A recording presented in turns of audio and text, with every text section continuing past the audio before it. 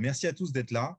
Donc, le sujet du jour, c'est comment aligner le learning et les besoins business. Donc, normalement, vous devez voir ma fabuleuse présentation. Donc, c'est vraiment plus un support. Après, le but, c'est vraiment d'avoir une discussion, que chacun apporte son expérience. Et c'est pour ça qu'on a invité deux personnes ici, Soufiane Amar et Jonathan Goldfarb, donc, qui vont se présenter. On va commencer par ça, de toute façon. Donc, hop. Donc, voilà. Bon, à toi, Jonathan. Je te laisse te présenter. Merci, bonjour à tous. Très content d'être ici. Effectivement, je m'appelle Jonathan Belfort, c'est écrit, effectivement. Je m'occupe de diriger le recrutement et la formation et le département digital RH pour l'enseigne Franprix, petite enseigne de proximité et de quartier que peut-être vous connaissez. Et mon job, en fait, c'est d'écrire les stratégies qui permettront d'attirer, de fidéliser, de présélectionner, de recruter, de faire monter en compétences et de trouver des super outils pour faire tout ça. Voilà. Grosso modo, c'est ça. D'accord. Très bien. Et puis, à toi, Soufiane. Eh bien, écoutez, bonjour à tous et à toutes. Moi, donc, Soufiane Amar, je suis directeur formation pour le groupe Lagardère Travel Retail depuis septembre 2018. Auparavant, j'ai été expatrié. J'ai passé 7 ans dans le Moyen-Orient, à Dubaï précisément, voilà, la destination de tous les influenceurs, de toutes les influenceurs, où j'ai travaillé dans un périmètre international pour le groupe Carrefour et j'occupais effectivement, comme Jonathan, de tout ce qui est stratégie L&D, Learning and Development, pour un périmètre de 24 pays. Aujourd'hui, je fais exactement la même chose pour le groupe Lagardère Travel Retail et moi, je suis ravi d'être là, de pouvoir partager aussi avec vous tout, toutes nos pensées, toutes nos expériences sur ce sujet bien intéressant. Effectivement, je pense aussi que c'est un sujet qui est hyper intéressant et qui touche pas mal d'entreprises. Moi, pour me présenter aussi brièvement, donc voilà, moi je suis dans une entreprise qui s'appelle Of Course Me. On est un agrégateur de contenu. Notre but, c'est de créer des lifelong learners, comme on dit. Donc, on fait ça en plusieurs étapes et c'est vrai que chaque étape est hyper importante parce que l'agrégation de contenu, avoir du contenu de qualité pour nous, c'est la première étape. Et c'est vraiment quelque chose aussi, comment on transmet, c'est grâce aussi au contenu de qualité. Et on va aussi organiser les parcours parce que c'est vrai qu'il faut s'adapter aussi aux besoins de chacun. Chacun a des besoins différents. Donc, il faut savoir qu'est-ce qu'on va proposer à une personne A, qu'est-ce qu'on va proposer à une personne B. On est de plus en plus, de toute façon, dans l'individualisation. Et puis, la communication, parce qu'aujourd'hui, tout est communication. Et c'est vrai que le webinar, c'est un outil. Mais après, bien sûr, il y a l'email, hein, qu'on connaît tous. Il y a les différents réseaux sociaux. Et donc, c'est quelque chose, dès qu'on a n'importe quel super outil, il faut communiquer. Donc, c'est très important dans la société où on est. Et puis, les données, parce qu'aujourd'hui, on est également dans un monde de la data. Il faut savoir l'utiliser, il faut savoir essayer de chercher les données aussi qui sont importantes pour après essayer de progresser et revenir sur ces différentes étapes à chaque fois pour améliorer le service et essayer de proposer quelque chose d'encore plus de meilleure qualité. Donc, voilà pour la présentation. Et maintenant, on a divisé un peu le sujet en 4 étapes. Mais encore une fois, vraiment, l'important, ça va être de discuter ensemble et de pouvoir apporter son expérience. Donc, le premier, c'est ce qui va être important quand on va parler de learning et de business, c'est d'essayer d'abord de faire un état des lieux de ce qui se passe, de ce qui est présent et de réaliser un bilan de compétences parce que les compétences, c'est ce qu'il y a aussi une des choses les plus importantes dans l'entreprise. Et donc, voilà. Donc, on peut commencer par toi, Soufiane, par rapport à ce sujet. Qu'est-ce que tu en penses? Qu'est-ce que toi, tu as fait dans ton expérience pour t'amener à ça? Ok, merci Guillaume. Alors ouais, forcément pour moi, lorsqu'on parle de formation, de learning and development, de développement, forcément j'y associe la notion de compétence. Ce qu'il y a d'intéressant en entreprise et de par mes expériences, qu'elles soient internationales ou ici en France, c'est qu'il y a différentes méthodes. La classique, c'est le classique entretien annuel. Là, tu as le manager avec le collaborateur ou la collaboratrice, on fait un point, et là, à partir de ce moment-là, il y a une évaluation sur les compétences, je dirais, acquises tout au long de l'année de la part du manager par rapport à son collaborateur ou sa collaboratrice. Donc ça, c'est un. Je trouve ça, c'est pour ça que j'utilise le mot classique. Alors, ce n'est pas péjoratif, mais je trouve qu'on peut aller encore un peu plus loin. Alors, en parlant de ce qu'on a pu mettre en place, à l'international, dans l'entreprise où j'étais, nous, on avait mis en place à l'époque une culture de l'assessment, une culture de l'évaluation.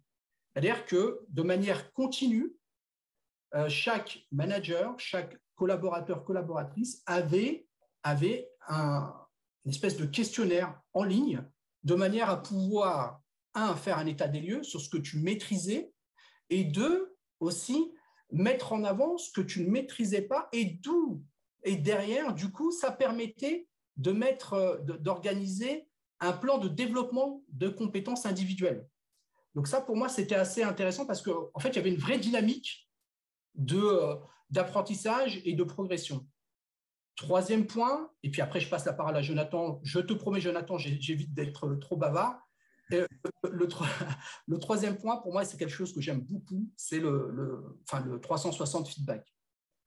Là, du coup, ça permet effectivement, alors je le fais en très simple, mais pour les personnes qui ne savent pas, le 360 feedback, c'est le feedback, l'évaluation, comment dirais-je, la perception qu'a ton écosystème par rapport à une personne. Et là, ce qui est intéressant, c'est que lorsqu'on parle d'entretien annuel, c'est le N+1. Là, lorsqu'on parle d'écosystème, vous avez le N+1, vous avez effectivement les pairs, vous avez l'équipe quand équipe il y a, et il y a des personnes que vous avez choisies. Et du coup, ça donne un véritable état des lieux sur des compétences majoritairement comportementales, ce qu'on appelle communément les soft skills. Ça peut, comment dirais-je, il y a de plus en plus d'entreprises qui utilisent cette technique. Et ce qu'il y a de vraiment intéressant, c'est qu'à un moment donné, tu n'es plus dans le pourquoi les gens pensent ça de moi, mais il faut être dans le comment je fais pour justement m'améliorer sur tous les points qui ont été remontés. Donc voilà, moi, ma pensée, ce que je pense en tout cas de cette notion de compétence. Ouais, merci, c'est très intéressant. Après, moi, c'est vrai que le bilan de compétences, à proprement dit, on ne le pratique pas trop chez nous parce que c'est vrai que la partie bilan de compétences, elle est quand même associée à une forte démarche personnelle, je trouve, par rapport à un plan, un moment de sa carrière, un moment de sa vie professionnelle. Moi, ce que j'entends plutôt par bilan de compétences dans ce cas-là, en tout cas dans le cadre de mes fonctions, ce serait plus le mot bilan, il est peut-être pour le coup pas forcément tout à fait représentatif, c'est plus un audit des compétences de l'entreprise. On sait qu'aujourd'hui, les compétences sont amenées à changer, on va vers le monde de demain avec des compétences différentes, on s'oriente vers les soft skills.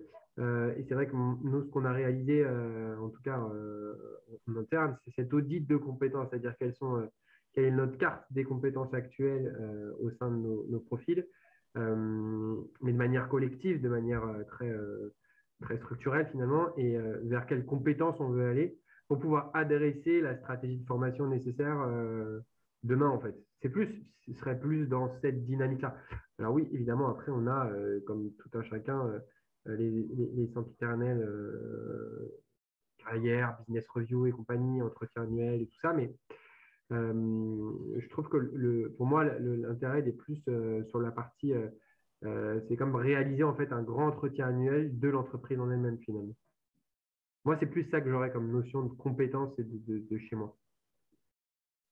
Mais par ce biais, tu arrives quand même à avoir justement une vision de tout ce qui se passe aujourd'hui dans l'entreprise et comment tu peux les utiliser, et comment tu peux… Parce que je pense que c'est ça aussi la problématique qu'on a dans beaucoup d'entreprises, c'est que des fois, on fait un bilan. Et après aussi, donc déjà, c'est important de le faire, hein, mais comment tu l'utilises après? Comment tu utilises, comment tu connais telle personne a telle compétence? On peut peut-être le faire progresser ici, on peut peut-être faire progresser ici. Est-ce que vous utilisez aussi ce bilan pour faire quelque chose après? Je pense qu'il y a deux choses. Il y a d'abord l'état des lieux effectivement des compétences qu'on a. Je prends un exemple très basique. Aujourd'hui, nous, on emploie la plupart des employés commerciaux libre-service dans les magasins. L'employé d'hier, c'est pas l'employé de demain, tout simplement parce qu'il y a du e-commerce, parce qu'il y a du service, parce qu'il y a plein de choses qu'il n'y avait pas forcément avant, du trad, voilà, des outils qu'il n'y avait pas forcément avant.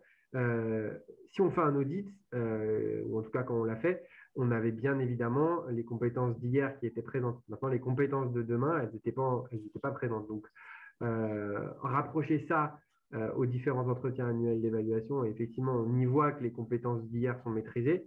Maintenant, quand on commence à y introduire les compétences de demain, on voit que là, ça commence à pêcher un petit peu. Et c'est là qu'on va faire le pendant et le matching entre qu'a besoin l'entreprise demain et qu'est-ce qu'elle a comme ressources individuelles pour pouvoir coller à cette dynamique. Donc oui, on s'en sert.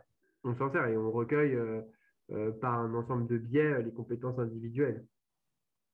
Mais elles ne sont pas juste servies individuelles, elles doivent se rattacher au collectif, à mon sens. Ouais, bah, c'est important. Sofiane, tu voulais dire quelque chose? Ouais, non, mais juste pour rebondir sur ce que disait, Jonathan, ce qu'il y a d'intéressant aussi dans cette notion de, alors quand on parle de compétences dans le sens un peu général, c'est que, alors je vous apprends rien, mais auparavant, une compétence, enfin voilà, sa durée, c'était valide une vingtaine d'années. Ouais. Aujourd'hui, ça va beaucoup plus vite. C'est-à-dire qu'à un moment donné, tu peux avoir la même personne, et Jonathan l'expliquait dans cette notion de collectif, le même employé qui est là depuis une dizaine d'années, sauf qu'à un instant T, si tu ne te poses pas la question, est-ce que cette personne est toujours compétente par rapport au marché, par rapport aux attentes des clients et ainsi de suite, là, très honnêtement, il va y avoir un problème. Il va y avoir un problème, tout en sachant qu'aujourd'hui, les compétences, on le sait, elles sont valides 2 ans, 3 ans, et je vous en parle à l'instant T, au mois de décembre 2021, dans 3 ans, il y aura aussi des nouvelles compétences parce qu'il y aura des nouveaux métiers. Et là, c'est vraiment important et c'est pour ça que moi, je crois beaucoup à la notion de cette notion de culture de l'assessment parce que ça permet systématiquement d'être dans cette recherche de qu'est-ce qu'il me manque, qu'est-ce que j'ai, qu'est-ce qu'il me manque. Alors après, effectivement, on peut l'individualiser. Moi, je crois à l'individualisation au service du collectif, évidemment. Et ça, je pense que c'est hyper important. Et j'en discutais avec BNP Paribas Cardiff, qui me disait qu'eux, ils avaient créé une équipe qui réfléchissait sur les prochaines tendances en termes de compétences sur les prochaines années. Donc, en termes d'outils, Et c'est vrai qu'il me disait, bien sûr, ils se trompent assez régulièrement parce que ce n'est pas facile de dire qu'est-ce qui va se passer dans 3 ans. Mais il y a quand même pas mal de choses qu'ils arrivent à mettre en place grâce à ça. Alors, ce n'est pas quelque chose qui est facile parce que il faut monter une équipe. C'est une équipe qui fait des choses, des fois les gens ne comprennent pas trop et c'est sur des suppositions. Mais je pense que ça peut être aussi une vraie valeur ajoutée parce qu'on peut être prêt peut-être plus flexible, plus prêt. C'est aussi quelque chose qui est hyper important dans l'entreprise, qui va de toujours plus vite. Et en plus, avec le Covid, on n'en parle même pas, quoi. Ça risque de changer encore dans les prochaines années, quoi. Mais bon. Donc voilà, sur le bilan de compétences, je pense que c'est quelque chose qui est important. C'est un état des lieux qu'il y a toujours à faire quand on veut aller plus loin, en tout cas.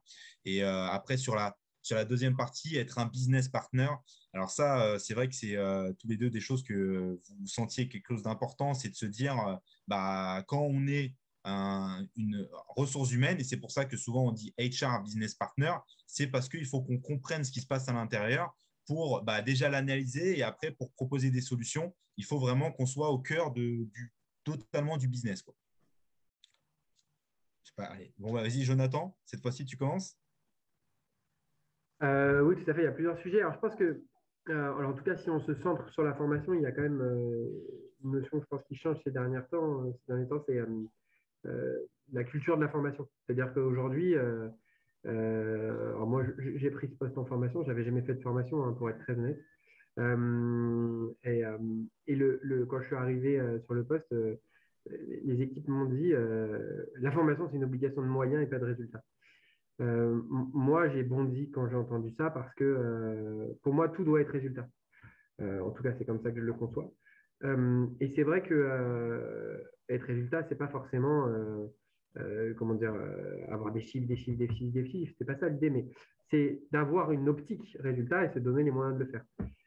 Et il y a aussi autre chose, c'est que depuis la réforme de la formation, les financements de la formation sont plus du tout les mêmes.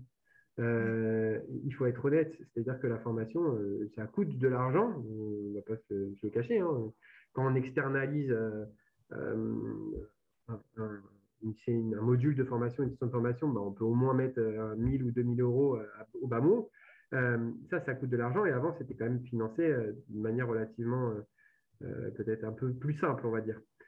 Aujourd'hui, c'est sur les deniers de l'entreprise, clairement, et du coup, il faut le défendre, le beefsteak, pour se dire, en fait, moi, j'ai besoin d'argent pour pouvoir former les collaborateurs. Et donc, quand on a besoin de financement, il faut savoir montrer qu'il y a du ROI à faire de la formation. Et pour ça, il faut s'appuyer sur des KPIs qui sont tangibles. Donc, effectivement, il faut se positionner, enfin, en tout cas, c'est comme ça que je le conçois, dans cette logique business de se dire combien ça rapporte à l'entreprise de former correctement un collaborateur. Et vu que ça rapporte plutôt pas mal d'argent, la somme que je demande en échange, elle est relativement faible par rapport à l'argent que ça va rapporter. Je schématise et je caricature, mais grosso modo, c'est ça. Et pour moi, c'est hyper important d'avoir cette culture-là, mais de manière générale dans les RH au global. Hein. C'est pas parce qu'on parle de ressources humaines, il y a quand même le mot ressources aussi dedans. Donc, c'est-à-dire qu'il faut prouver qu'on est un centre de profit aujourd'hui, voire un centre de développement du business, et pas qu'un centre de coût. Je pense que c'est une grande thématique RH de ces dernières années. Donc voilà, moi je trouve qu'il y a ces éléments-là. Et en deuxième point, pourquoi c'est important pour moi d'être un business partner, c'est que la formation, elle peut venir de sachant de manière assez descendante et être assénée comme la vérité, ou alors elle peut évoluer, être mouvante, être fluide et se créer un peu sur mesure en fonction des besoins de l'entreprise. Et si on n'est pas au cœur du business avec les différents chefs de service, on ne saura pas quelles sont leurs orientations, quelles sont leurs stratégies pour pouvoir adapter les contenus à la bonne dynamique en fait. Donc, c'est sur ces deux points pour moi, il faut être un business partner, en tout cas quand aujourd'hui on s'occupe de la formation. Je pense que c'est vraiment hyper intéressant. Sofiane, tu m'avais donné aussi d'autres pistes que Ouais. j'avais trouvées. Alors moi, je trouve que ce que dit Jonathan, c'est vraiment intéressant et je suis un peu comme lui. Moi, à la base, je n'ai pas de formation RH, je suis un opérationnel. Et juste à titre pour l'anecdote, moi, lorsque j'ai commencé en 2006, j'étais manager et puis je suis passé à la formation. Et là, je me suis vraiment promis d'être en lien et proche de la réalité. Parce que, enfin, de temps en temps, on avait des formations où on se disait, mais ce qu'ils décrivent, c'est un peu le monde, c'est pas mon monde, quoi, c'est pas ma réalité. Et là, pour revenir à ce que disait Jonathan, pour faire un peu le lien, enfin, moi, ma vision, c'est qu'à un moment donné, une entreprise, ça doit être performant. Et pour moi, la performance, elle ne se fera, la performance d'une entreprise, qu'à travers le développement des personnes.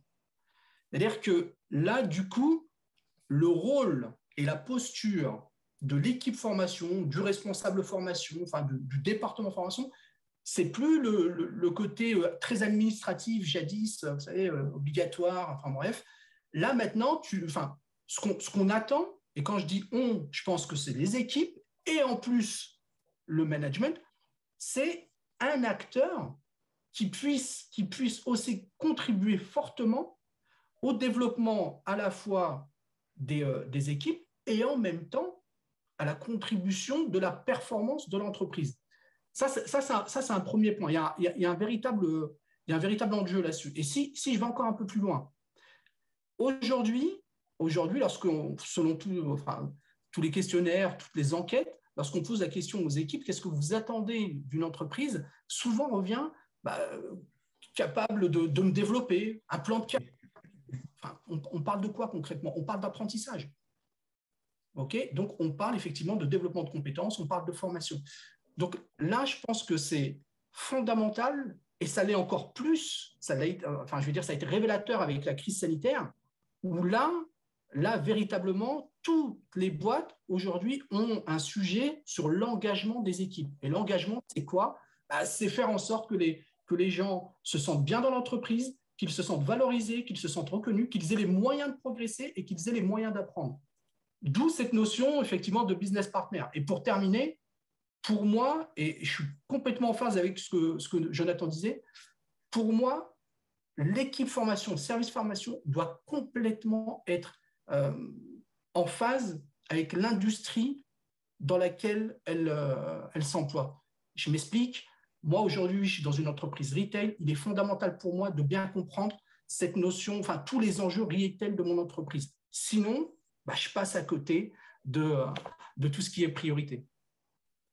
Ouais, mais c'est pour ça que je pense que par rapport au point 1, c'est important le bilan de compétences pour les RH, mais il faut aller beaucoup plus loin en fait. Si on s'arrête à là et qu'on attend le fichier Excel qui nous dit, bah voilà, Ah ouais, monsieur non. A, Madame B veut de Ouais, ouais. l'anglais, c'est pas possible en fait. Et c'est vrai que c'est difficile parce qu'en fait, il faut s'immerger, il faut aller voir les gens, il faut discuter avec eux, ça Bien prend du sûr. temps.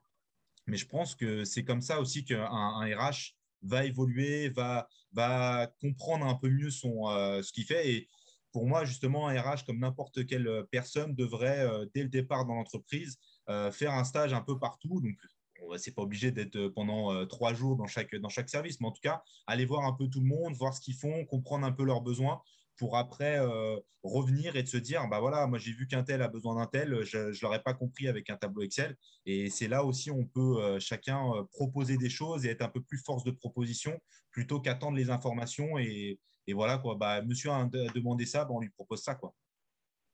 Ouais, ouais, c'est sûr. Pardon, Jonathan, je prends la parole. Cette notion, effectivement, c'est un peu old school, en fait. Et encore une fois, moi, je reviens toujours sur ce qu'attendent les équipes, quoi, les collaborateurs, les collaboratrices. En fait, ce qu'ils attendent, c'est qu'à un moment donné, qu'on leur propose aussi des choses. Enfin, je veux dire, quand on parle de formation aujourd'hui, pour moi, c'est peut-être l'un des rares métiers où tu peux prendre des initiatives et mettre en place des innovations. Tu vois, du coup, ça devient effectivement fondamental d'être un peu proacteur, comment dirais-je, de provoquer aussi le changement. Et ça, c'est important.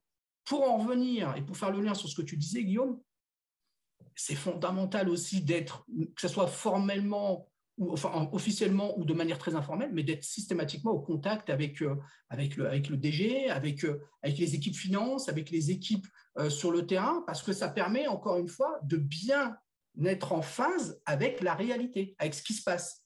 Et ça, c'est extrêmement important, extrêmement important. Jonathan, tu voulais ajouter quelque chose?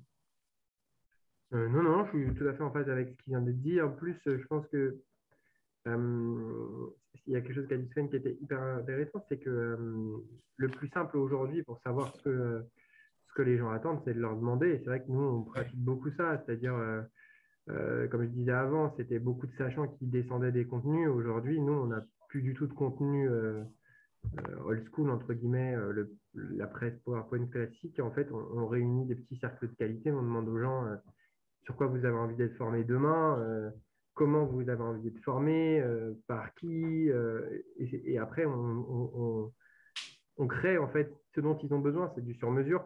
On est un peu comme un espèce de cabinet d'ingénierie interne qui va aller proposer et dimensionner des propositions en fonction des besoins de chacun, quoi. Alors, bien évidemment, dans une logique ROI, on essaye de rendre le truc très scalable, hein. Quand on fait un module, il faut qu'il corresponde à plusieurs personnes, mais on est plus dans ce cadre-là. Ouais, je pense que c'est vraiment plus en lien avec le prochain point où, dans ce prochain point, mettre en avant aussi la culture du feedback. Et je pense que ça, c'est hyper important dans les entreprises. Et c'est vrai qu'en discutant avec pas mal de RH, ça revient souvent sur comment on peut mettre en place une culture du feedback. Parce qu'avoir en instantané les retours des gens et qu'ils n'aient pas peur, surtout parce qu'en France, c'est une vraie peur d'avoir du feedback parce qu'on se dit, bah, une personne qui va me donner du feedback, il peut dire du mal de moi, donc ça me dérange. Alors qu'au contraire, on ne le voit pas comme une possibilité pour nous de progresser, de se dire, bah non, il va me donner un feedback, qu'il soit positif ou négatif. Moi, je le prends et comme ça, on va pouvoir progresser ensemble, quoi. Mm. Et ça, je Mm. pense que c'est.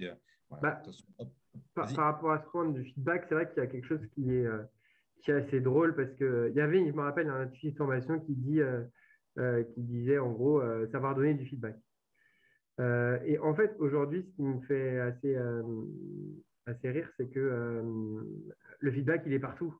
C'est-à-dire qu'on le veuille ou pas, il y en a du feedback à tous les moments. Quand je vais au resto, Fameux j'ai du NPS. feedback Oui. sur comment est la cuisine. Quand je vais dans un magasin, j'ai du feedback sur Google pour savoir comment est le magasin. quand je vais à un endroit, je vois une expo, bah, j'ai du feedback. En fait, j'ai du feedback, que je le veuille ou non. Donc, en fait, c'est vrai que le feedback, il fait partie du monde d'aujourd'hui et limite, il le définit. Et c'est vrai que moi, je dis toujours, il vaut mieux, pour le coup, l'anticiper et de se le prendre en pleine face si c'est nécessaire et s'il est négatif, hein, parce qu'il n'est pas toujours négatif, loin de là, que de l'avoir en commentaire sur Internet ou sur un réseau social dans 2 mois, quoi. Donc, en fait, c'est vrai qu'on est dans cette logique de feedback constante. Mais plus que du feedback, c'est simplement, je pense, une logique d'écoute, en fait. C'est-à-dire, je t'ai proposé quelque chose, ça ne te plaît pas, tu as le droit de le dire. Donc, c'est une logique de confiance et aussi, quelque part, de valorisation du retour de l'autre. Il faut plutôt, je pense, le prendre comme ça que un feedback unilatéral, en fait. Et il y a aussi 2 choses, c'est que le feedback, pour moi, il est temporel.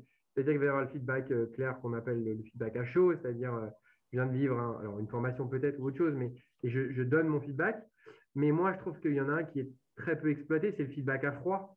C'est celui, et qui fait partie pour moi des KPIs de la formation, c'est celui où 4 mois plus tard, ah bah ouais, tiens, ton cours, il m'a servi à quelque chose. Autant sur le coup, peut-être je l'ai trouvé un peu chiant, autant dans 4 mois plus tard, je le comprends mieux et je l'applique. Et ça, pour le coup, je pense que ça a une vraie valeur ajoutée. Ça, on va mettre. Et puis, c'est vrai que Soufiane, il y avait aussi un exemple que tu m'avais donné, je me rappelle, sur le feedback quand tu es rentré en France et qu'au bout de Ah certaines, je sais oui. plus, c'est quelques semaines, tu avais demandé, tu te demandais si oui ou non Ouais, c'était ouais. positif ce que tu faisais. Et ça, j'avais trouvé Ouais, ça en fait, ouais, intéressant. je revenais. Enfin, il faut remettre les choses dans le contexte, hein. J'avais passé 7 années à l'international. Je travaillais dans un contexte anglo-saxon, dans un pays où il y avait 200 différentes nationalités. Enfin, bref, mais un autre mindset, quoi, un autre état d'esprit. Et là, j'arrive et tout. Alors, ça se passe super bien, hein. Enfin, nickel. Et à un moment donné, après, ouais, je sais pas, 2 mois.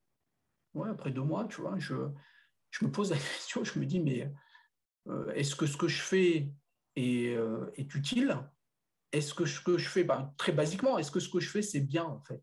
Tout simplement, parce qu'à un moment donné, moi, on est un peu, enfin, lorsque tu es un nouveau, bah, on se pose tous à peu près la même question, c'est est-ce que ça va ou ça va pas? Et en fait, j'ai toqué à la porte et puis j'étais voir. Et puis j'ai dit, ouais, enfin, j'ai juste une question. Je voulais savoir si ça se passait bien. Tu vois, et là, personne surprise et tout. Tu vois, déjà, je la vois surprise. Bref, je dis, ouais, mais bien sûr que ça se passe bien.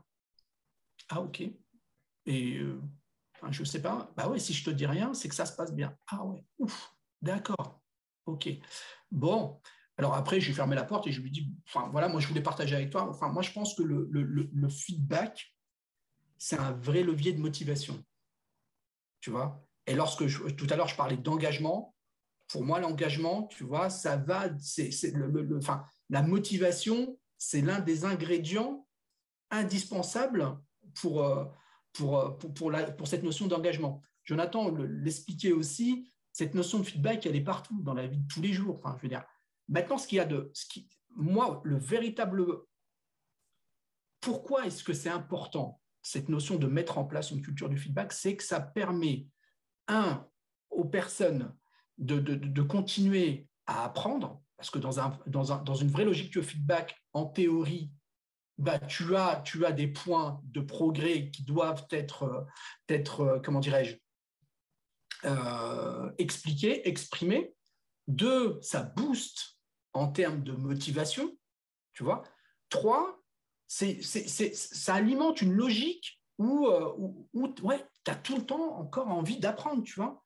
Et ça, c'est extrêmement important. Et je reviens sur cet exemple de 360 feedback. Et il y a encore des entreprises qui sont des personnes qui sont un peu frileuses et ainsi de suite, parce que dans la notion, quand on entend feedback, on entend évaluation. Quand on entend évaluation, on entend potentielle sanction ou potentielle, comment dirais-je, critique. Et c'est là-dessus qu'il faut absolument travailler. C'est-à-dire qu'à un moment donné, la véritable question qu'il faut se poser en tant que collaborateur, c'est pas pourquoi, c'est comment. Si quelqu'un dit de moi, tiens, Soufiane, t'es pas super en termes de communication, il y a débat. Ouais, bah, ça n'engage que toi. S'il y en a 10 qui me disent la même chose, il n'y a plus de débat.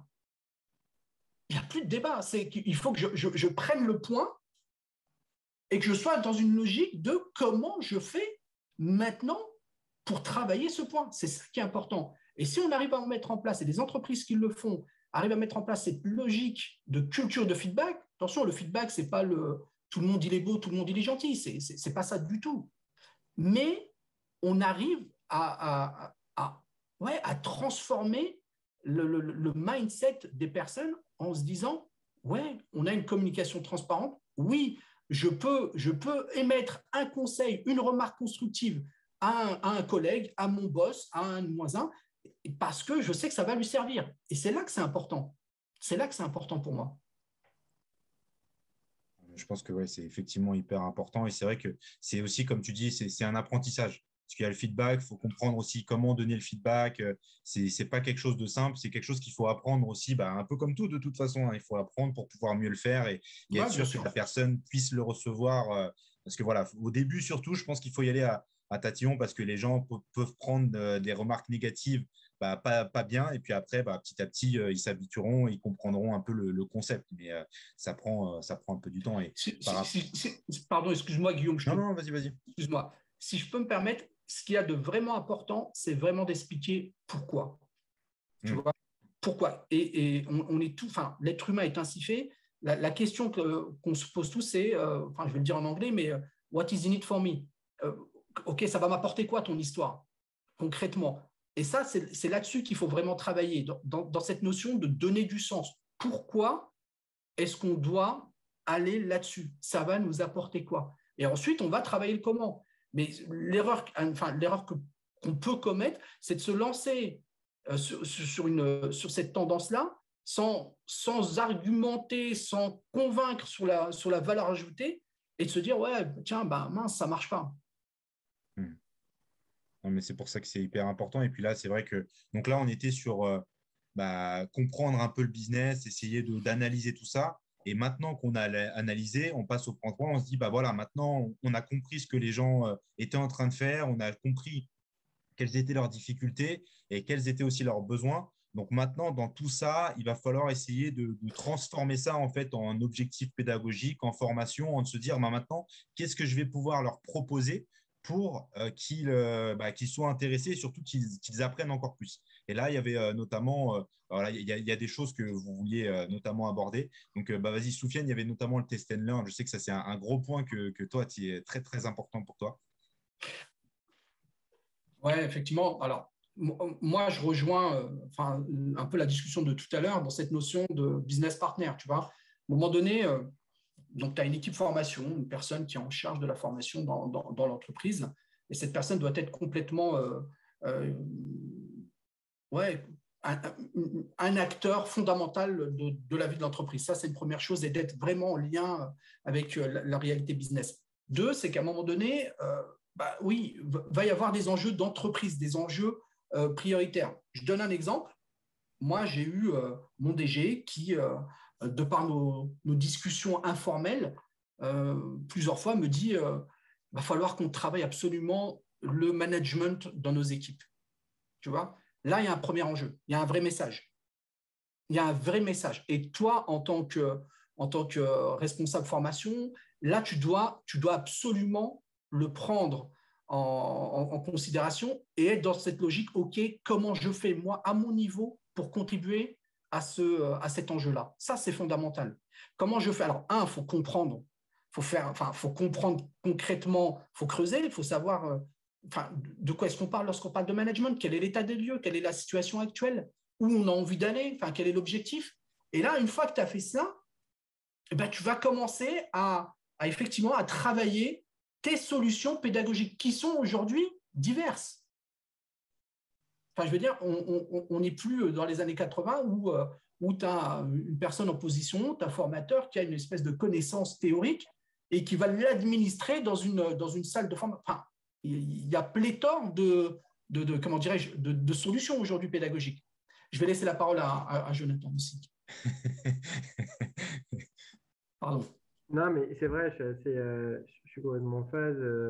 Aujourd'hui, c'est vrai que l'information, ce n'est pas quelque chose de poussiéreux qui est comme un bloc, qui est solide et qui ne doit pas bouger. Ça doit être plastique, ça doit être agile. Enfin bref, il y a plein d'arguments qu'on n'aurait jamais donné à la formation il y a 7-8 ans en arrière. Et aujourd'hui, c'est vrai que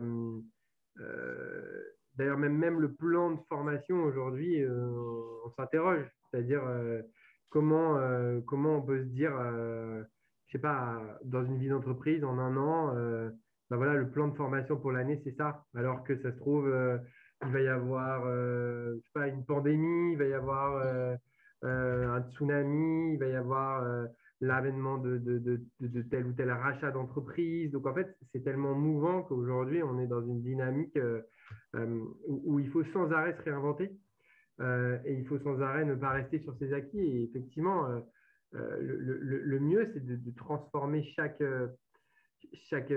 but de l'entreprise et qui évolue constamment en objectif pédagogique, mais pas en objectif pédagogique figé, plus en objectif pédagogique comme des petites capsules en fait.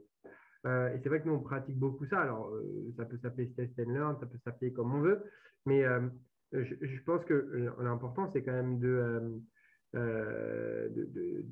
oui, effectivement, d'oser à chaque fois, c'est-à-dire de prendre des risques. Je peux te donner un exemple. Nous, c'est vrai que on parlait tout à l'heure du NPS, enfin du NPS, des avis. Bah, d'un coup, on a décidé au sein de la boîte de mettre Critizer dans l'entreprise. Critizer, c'est un outil qui nous permet d'avoir les avis des clients sur Google et sur ces choses-là. Sauf que nos directeurs de magasin, ils n'étaient pas du tout habitués à écrire des avis en fait sur du mobile ou sur quoi que ce soit. Et on a pris ce sujet-là comme un jeu. On leur a dit voilà, c'est un peu comme quand vous écrivez des textos. Imaginez que vous écrivez des textos à vos clients avec un peu plus de syntaxe et d'orthographe, mais c'est la même réactivité. Je caricature encore une fois, mais voilà, l'enjeu, c'est répondre correctement à tous nos clients. Et l'objectif pédagogique, ça va être comment j'apprends à mes directeurs de magasin à le faire correctement et à le vivre de manière ludique pour que ça serve l'entreprise. Et aujourd'hui, on a un taux de satisfaction, en tout cas un taux de réponse qui est assez hallucinant, alors qu'on n'aurait pas parié forcément un copec sur le sujet, quoi. Donc je pense que voilà, faut pas avoir peur du progrès ni du mouvement parce que de toute façon, il sera là, quoi qu'il arrive, il avance, il se présente. Alors soit on apprend à faire avec et on apprend à l'apprivoiser, soit on se le prend en pleine tête et ça ne marchera pas, quoi. Ouais, ça, c'est hyper important. Et c'est vrai que c'est là où souvent j'essaie de lier avec l'organisation apprenante parce que c'est un sujet que moi, je trouve hyper intéressant. Se dire, bah, si on arrive à atteindre un point où tous les gens dans l'entreprise ont envie d'apprendre, font des recherches d'informations, essayent de se développer par eux-mêmes et n'ont plus peur de critiques, n'ont plus peur de… Voilà, ils vont tout le temps essayer de se nourrir, que ce soit à travers ses clients, que ce soit à travers ses collègues, que ce soit à travers n'importe qui. Ils vont se nourrir d'informations et ils vont essayer de progresser. Et c'est là aussi où chacun va pouvoir apporter sa pierre à l'édifice et se dire, bah voilà, moi, je vais proposer, je vais être force de proposition tout le temps dans mon entreprise et on va pouvoir vraiment avancer ensemble. Et finalement, chaque personne va être hyper importante et va pouvoir être un maillon de toute cette grande chaîne-là. Mais c'est ça, je trouve que c'est hyper important. Et si tu veux, Guillaume, par rapport à ta question initiale sur le test and learn, moi, j'avais découvert ça à l'international. Moi, ce que j'apprécie dans cet état d'esprit, c'est justement cette notion d'être toujours en action, en fait.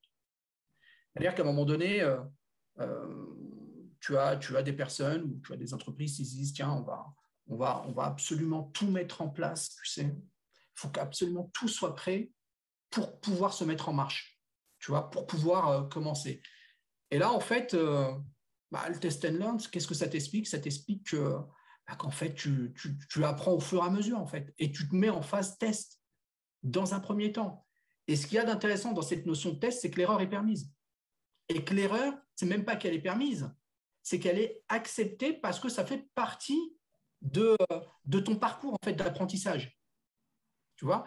Et ça, c'est extrêmement important. Je te donne un exemple concret. Nous, on a mis en place le blended learning, le digital dans notre entreprise. Alors, au départ, tu le sais, Tout à l'heure, il en parlait justement, Jonathan, avec les directeurs de magasins, mais c'est ouais, non, je ne sais pas, blablabla, ça n'apporte rien, et ainsi de suite. Ouais, sauf qu'aujourd'hui, mondialement, tout le monde y est. Donc, je pense qu'à un moment donné, il va falloir aussi se mettre à la page. Et là, pour susciter aussi de l'adhésion, c'est dire, voilà, on va y aller pas à pas. On va y aller pas à pas, et puis on commence, tu sais, avec une vingtaine de personnes, et puis on définit une période où on va s'arrêter. On se fait un petit Rex, un petit retour d'expérience. Alors, qu'est-ce qui a marché? Qu'est-ce qui a moins bien marché? Qu'est-ce que vous aimez? Et ainsi de suite. Et en fait, on se rend compte qu'on peaufine le projet tout en avançant. Et ça, en termes d'apprentissage et en termes de culture de l'apprentissage, c'est vraiment puissant. Vraiment puissant. Ouais, ça, je pense que c'est vraiment important de se dire, on avance peut-être petit à petit, on n'a pas besoin de déployer peut-être tout de suite à 100 000 personnes. Et comme ça, on voit, et on s'adapte, et on évolue, et finalement, on aura quelque chose qui va vraiment plaire à tout le monde, peut-être pas, mais en tout cas, pouvoir convenir à la majorité des personnes. Parce qu'il y aura toujours des réticences à un moment ou à un autre. C'est clair. Et donc, le fameux mot qui tue, le ROI. C'est vrai que là, la formation, on a toujours du mal à les allier. Alors après, on peut trouver justement des mots qui sont peut-être un peu différents que return of investment. Mais je pense qu'en tout cas, il y a quelque chose à faire sur se dire comment, dans la formation, on peut mesurer le ROI, ou en tout cas, on peut savoir est-ce que les gens sont contents, comment on peut progresser, et ainsi de suite. Donc, Jonathan, tu avais aussi pas mal d'insights là-dessus. Ouais, moi j'adore ce mot-là, ROI, je trouve que c'est génial. Pour moi, en plus, c'est le roi, donc je trouve que c'est hyper cohérent. Euh, non, mais en vrai, c'est vrai qu'il y a quelque chose qui est assez fou, c'est que quand on se dit, bon, moi je vais prendre un exemple très basique, hein, on va dépenser 2000 euros pour un formateur en poulet pour apprendre à nos collaborateurs à faire du poulet correctement pour qu'ils les vendent à nos clients. Euh, Si on n'est pas capable de dire, OK, on vend plus de poulet grâce au formateur qui nous a coûté 2000 euros, pourquoi on continuera à payer le formateur 2000 euros en fait? Vous voyez l'idée, c'est exactement pareil. Et alors, oui, j'entends des levées de boucliers qui disent, mais non, ça se trouve, c'est à cause du manager qui n'a pas mis les bons outils à disposition, tout ce qu'on veut en fait. En réalité, euh, pour moi, c'est très basique, hein, en même temps, je suis quelqu'un d'assez pragmatique, mais je forme quelqu'un à une thématique, je mesure ses résultats avant, je le forme à la thématique, je mesure ses résultats après. Il y a une amélioration, la formation a marché, il n'y a pas d'amélioration, la formation n'a pas marché. Moi, ça reste très, très, très schématique et ça va dans ce sens-là. Et depuis qu'on pratique ça chez Franprix, on s'aperçoit finalement que il y a de plus en plus de gens qui viennent en formation et dans les budgets, il y a de plus en plus de budget aussi pour la formation parce qu'on s'aperçoit que ça apporte un vrai résultat. Je reprends l'exemple de mon poulet. Voilà, je mesure la personne qui sera en charge de vendre le poulet avant la formation. Je mesure le nombre de poulets qu'elle vend et le chiffre d'affaires que ça rapporte. Petit à petit, je le forme. Je mesure après le nombre de poulets qu'il vend et le chiffre d'affaires que ça rapporte et la qualité des poulets. Je m'aperçois qu'il y a une amélioration. Ça a rapporté tant de chiffre d'affaires. C'est un vrai ROI en fait. Et ça, c'est vrai pour tout. On va me dire, ouais, mais c'est facile, c'est le poulet. Mais en vrai, non, c'est vrai pour le management. Dans mon management, je ne rendais pas mes collaborateurs, je ne leur faisais pas de feedback, je ne les encourageais pas, je ne les développais pas, je n'échangeais pas avec eux, je n'étais pas présent pour eux. Et donc, j'avais un taux de productivité qui n'était pas énorme dans mes équipes avec des atteintes d'objectifs plutôt moyennes. Je forme mon collaborateur au management, ces équipes se développent, ont des objectifs un peu mieux atteints et une productivité plus grande. C'est du ROI en fait. Voilà, grosso modo, c'est très schématique, mais c'est ça. Et je pense qu'on quand on veut trouver du ROI, on en trouve partout. Ça, c'est sûr. Surtout avec les moyens aujourd'hui qu'on a d'avoir de la Bien data, sûr. il y a vraiment des choses à faire. Et Soufiane aussi, tu avais d'autres choses. Ouais, moi j'aime bien le côté pragmatique et, de Jonathan. Et effectivement, pour moi, la formation, c'est un outil. C'est un outil, c'est un levier pour le développement de la performance. Et ça passe effectivement, pour moi, encore une fois, par le développement des compétences des équipes. Maintenant, moi, quand je parle formation, tu vois, je prends un exemple qui est, je vais réutiliser le terme de Jonathan, qui est très basique, mais je pense qu'il est très révélateur en même temps. Lorsque tu passes le permis de conduire, moi j'ai mon fils là, qui a 16 ans, on l'a inscrit au permis de conduire accompagné. Et donc, du coup, lorsque tu passes le permis de conduire et que tu l'obtiens, si derrière tu ne conduis pas, à aucun moment tu deviens compétent dans la conduite. On est bien d'accord. Ah oui. Donc là, du coup, pour moi, comment je vois la formation, enfin, je me dis, voilà, dans un premier temps, il faut fournir de la connaissance. Il faut que la personne comprenne pourquoi, comment, quoi faire. Dans un deuxième temps, il y a un temps de pratique. Tu vois, et ça, pour moi, c'est fondamental. C'est du bon sens, tu vois, mais c'est fondamental. Ça fait maintenant depuis une quinzaine d'années que je suis dans la formation. Et très honnêtement, le nombre de fois où j'ai vu des personnes où on a investi en termes de temps, en termes d'argent, de budget, dans les formations, qu'importe la formation, et qu'après un mois, 2 mois, tu poses la question à la personne, et alors tu en as fait quoi? Et là, tu te rends compte qu'il ne s'est absolument rien passé. Tu vois? Et là, du coup, je pense que là, on rate quelque chose. Donc, il y a vraiment un temps de pratique où là, oui, puis moi, je le pense, comment dirais-je, ouais, je le dis haut et fort, il faut que le rôle du formateur soit aussi un rôle d'accompagnant avec le manager, qu'on puisse expliquer aux personnes comment utiliser ces connaissances dans leur quotidien. Dans un troisième temps, il y a un temps, oui, effectivement, il va falloir se poser la question, est-ce que maintenant la personne elle est devenue plus compétente? Et après, il y a cette notion effectivement de résultat. Jonathan a donné un exemple qui est très simple, tu vois, avec un exemple de vente. Moi, je pense aussi que ça peut s'appliquer sur d'autres thématiques. Si tu formes quelqu'un sur des soft skills, management, par exemple, à un moment donné, tu t'attends à ce que cette personne devienne un meilleur manager, un ou une meilleure manager. Il faut mettre en place des critères de manière à pouvoir mesurer et de pouvoir, comment dirais-je, jauger cette amélioration. Et oui, il y a dans un premier temps un état des lieux, dans un second temps, donc on échelonne ça dans le temps parce que la formation, ce n'est pas de la magie, il faut aussi du temps et de la pratique. Okay, et dans un deuxième temps, il faut qu'on soit capable de s'arrêter et de se dire, tiens, est-ce que cette personne est devenue meilleure manager et plus performante dans son job? Ouais. Et effectivement, je pense que c'est là où le ROI est hyper important, c'est que ça te permet aussi de valoriser la formation en interne et de se dire qu'est-ce qu'on en a fait et si on arrive à le suivre et d'utiliser. Alors c'est vrai qu'après, c'est pas forcément facile. Il y a des formations qui vont être plus à même, comme tu disais, tes poulets, ça va être assez pas facile, Ouais, mais en tout cas, il y a des données 1, il y a des données 2, et hop, comme ça, on peut faire le lien.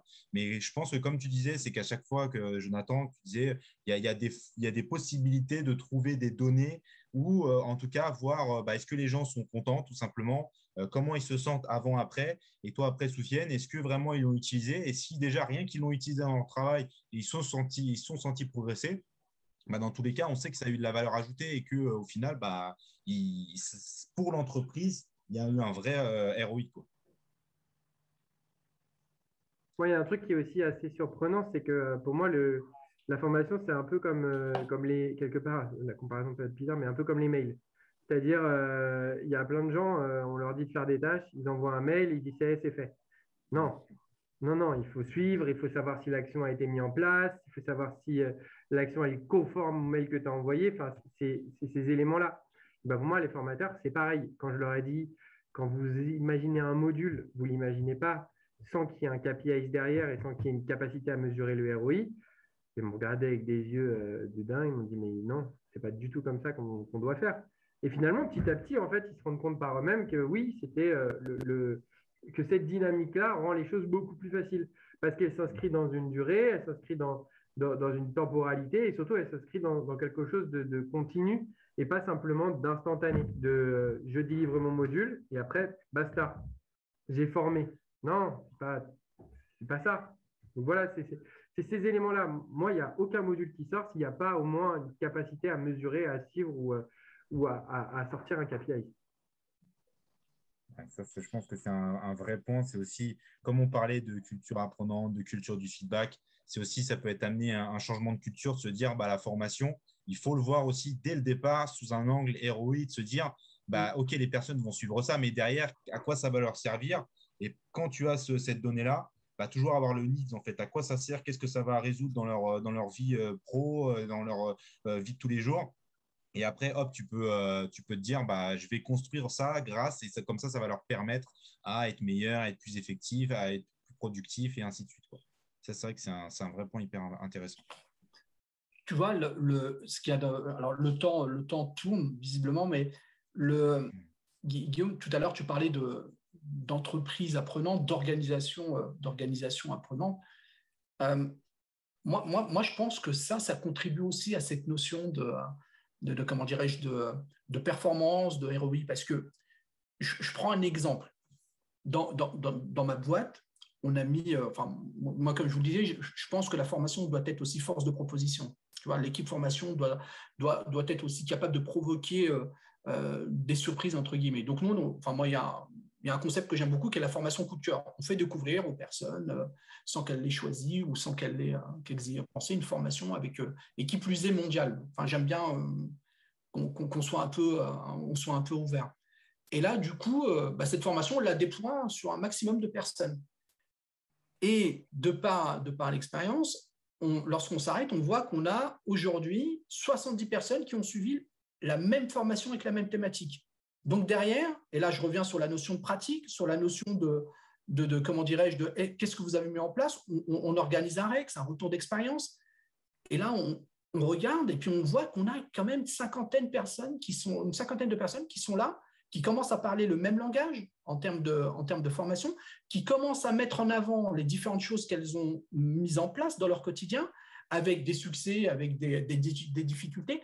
Et ce qu'il y a de vraiment intéressant, c'est qu'après ce retour d'expérience, ce REX, il y a aussi des groupes WhatsApp qui se mettent en place, il y a aussi des réunions formelles, et là, du coup, tu te dis, voilà, on est dans le social learning, il n'y a pas que l'entreprise, et là, c'est vraiment les prémices d'une communauté apprenante. Et là, je trouve que c'est vraiment, vraiment intéressant en termes de concept. Ouais, et ça, c'est vrai que c'est quelque chose, je pense, qui n'est pas assez utilisé, justement, le social learning, parce que, bah, au final, comment tu le décris, les gens après apprennent toutes seules, ou en tout cas apprennent en groupe. Et en fait, c'est là où, justement, on n'a même plus besoin de l'entreprise pour leur apprendre des choses, ou en tout cas, ils sont en communauté et ils vont pouvoir s'échanger des informations, s'échanger des articles, s'échanger des bonnes pratiques, s'échanger plein de trucs. Et c'est vrai que ça, c'est des choses qui, je pense, ne sont pas encore assez utilisées dans l'entreprise. On a tellement d'outils qui nous permettent bah, voilà, d'échanger, comme tu dis, par WhatsApp, il y a des groupes d'entreprises, je ne sais pas, l'entreprise à Teams, l'entreprise à ainsi, et au LMS, directement par le LMS. Et c'est vrai que ça, c'est un vrai pouvoir qu'aurait l'entreprise d'utiliser ça pour le mettre, mais c'est encore une fois, il faut que l'entreprise puisse mettre les moyens et de se dire bah, comment je peux organiser ça, ou enfin, organiser ça, peut-être pas totalement, mais en tout cas, leur proposer et leur dire, bah voilà, les aider un peu dans ce concept, quoi. Ah, c'est clair. Donc voilà, bah, merci en tout cas. Là, il est 25. Euh, J'aimerais finir sur si vous aviez voilà, la question de départ était comment aligner le learning et les besoins business. Si vous deviez le décrire en quelques phrases, quelques mots, comment vous le feriez? Donc vas-y, bah, Jonathan, je te laisse commencer. C'est pas facile. Pas facile. Je dirais que quelque part, il faut être empathique, en fait.